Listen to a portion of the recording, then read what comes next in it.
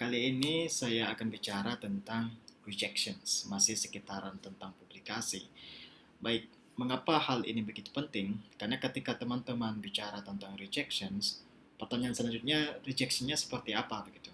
Nah, di sini saya akan kasih contoh-contoh model-model hasil rejections yang pernah saya lalui berdasarkan pengalaman pribadi begitu.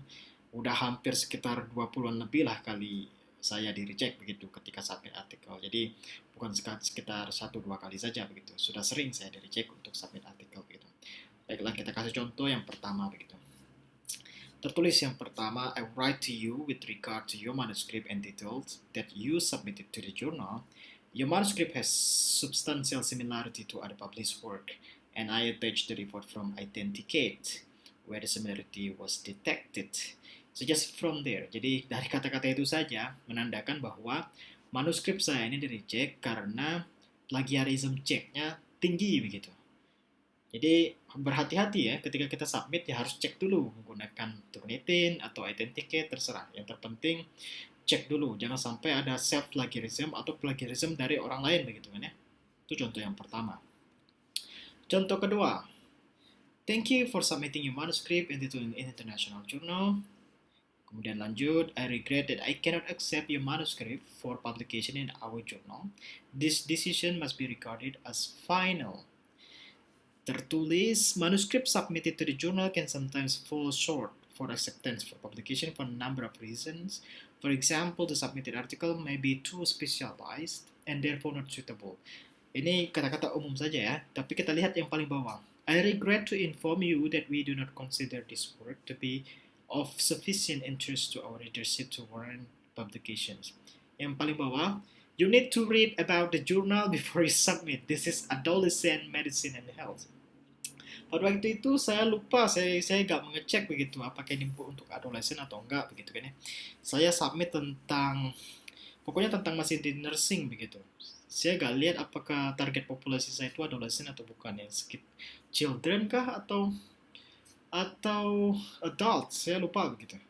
Yang jelas kesan pertama begonya begitu, kenapa tidak membaca author guidelines yang udah jelas di situ tertulis adolescents, oke?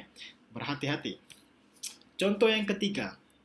Yang ketiga ini, thank you for submitting the above paper, which I have considered. We are under considerable pressure for space in the journal.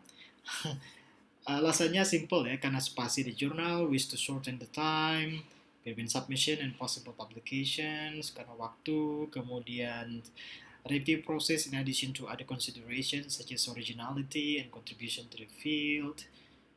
I regret that I have to reject your paper at this stage. I also regret that I'm unable to provide more specific reason. Jadi di sini tidak tertulis alasannya secara spesifik kenapa paper ini di-reject begitu. Ini masih secara umum mereka menjelaskan. Namun yang jelas di bawahnya tertulis, I think your paper could be candidate for potential publication in Nursing Open. Please underline ya, Nursing Open. Jadi ke sebagian besar, ini bukan yang pertama kalinya saya dapat email seperti ini, seringkali banyak para editor yang tidak memberikan alasan secara spesifik, namun mereka tetap mereject. Namun kemudian transfer ke jurnal yang mungkin satu afiliasi dengan mereka, mungkin atau satu kerjaan bisnis lah begitu. Jadi mereka itu minta untuk transfer ke jurnal yang berbayar, sama Scopus ya, sama Scopus. Dan ketika kita cek itu Nursing Open, jelas ini berbayar sekitar $1.600 lah begitu ya, sekitar berapa juta, 20 jutaan begitu ya. Wow, lumayan lah ya, 20 jutaan. Jadi kita cek-cek lagi. Jadi ketika ada jurnal, dia mereject, kemudian dia minta untuk transfer ke jurnal yang lain, cek apakah jurnal yang lain itu open access atau tidak. Kalau open access, cek rata-rata itu berbayar. Itu berbayar, hati-hati ya. Jangan sampai kita agree untuk transfer tiba-tiba berbayar, hati-hati ya. Contoh yang ketiga. Contoh yang keempat, kemudian ini tertulis, I'm very sorry to have to inform you that we are not unable to accept your manuscript for publication in our journal. I apologize that it has taken longer than usual to convey this decision, owing to the large volume of articles submitted. We are gratified by the large number of articles we receive, but we also have to limit the number of articles we select. Jadi di sini tidak ada alasan spesifik kenapa paper ini di reject begitu. Gak jelas begitu. Jadi ya kalau kalau tipe-tipe kayak gini ya jangan kecewa ya. Submit aja tempat lain begitu. Karena yang kayak gini kan nggak jelas begitu alasan spesifiknya apa begitu. Kalau submit aja tempat lain, nggak usah pusing. Contoh yang kelima, ini artikel yang sudah saya revisi begitu, revisi. Kemudian tertulis nih, thank you very much for your recent submission to our journal. We have received two experts review of your manuscript and I have read it as well. Unfortunately, the reviews were not sufficiently positive to warrant acceptance for publications.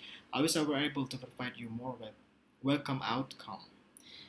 Kemudian kita langsung baca ke reviewer comments-nya. Unfortunately, even with revisions, this paper still lacks appropriate English language editing and contains many grammatical and syntactic errors. I remain troubled about the near verbatim lifting from other publications without adequate restatement or citation of the original source. Additionally, this paper lacks of sufficient generalizability to interest a broad audience. Pertama, karena bahasa Inggris masih jelek. Ini karena terlalu pede aja nih, terlalu pede submit hasil revisi tanpa perbaiki grammar, ya di reject begitu. Kemudian yang kedua, apa itu namanya? Ini karena citasinya tidak jelas begitu. Jadi ketika tidak jelas seperti itu, apa itu namanya? Citasi ya otomatis terjadilah plagiat begitu kan ya. Kemudian yang ketiga, mereka melihat ya hasil results dari paper ini ya tidak bisa di apa itu namanya di generalisasikan begitu. Karena mungkin di situ terimplikasi dari penelitian yang saya lakukan ya tidak saya sampaikan untuk dunia luar, hanya untuk spesifik untuk Indonesia. Makanya agak gimana begitu reviewer melihatnya. Makanya harus cek-cek lagi ya, jangan terlalu pede ya. Contoh keenam, our decision is to reject. Specifically, there are no author's name and their affiliation in the main text. All files and in doc or those docx format do not submit the file in RTF or PDF formats. All files are in English format. Do not submit article in Indonesian language. Jadi nih poin pertama, author mungkin salah submit yang menggunakan PDF. Yang kedua, author mungkin masih submit artikel menggunakan bahasa Indonesia, bukan dalam bahasa Inggris, begitu.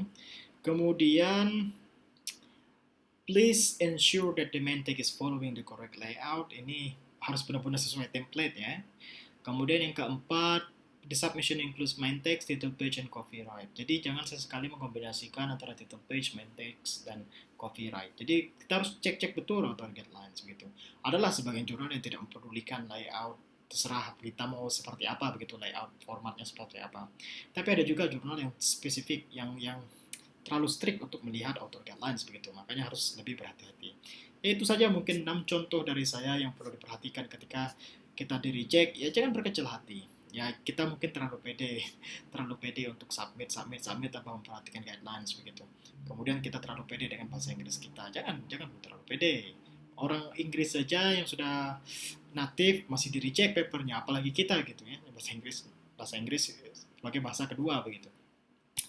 Ya, tertulis rejection is nothing more than a necessary step in the pursuit of success. Jadi ya rejection itu cuma satu langkah poin penting juga untuk mencapai suatu kesuksesan. Jadi jangan pernah kecil hati. Ketika kita di reject, submit lagi. Reject, submit lagi. Reject, submit lagi. Kalau reject gara-gara kualitas dari reviewersnya udah jelas, jangan berkecil hati baru satu jurnal. Cek lagi di jurnal yang berbeda. Kita butuh pendapat yang kedua begitu. Oke, mungkin begitu saja ringkasan tentang rejections dari pengalaman pribadi saya. Semoga bermanfaat. Terima kasih banyak sudah menonton kawan. Semoga publikasi atau paper-paper saudara segera diterbitkan khususnya di Scopus atau Web of Science. Terima kasih banyak.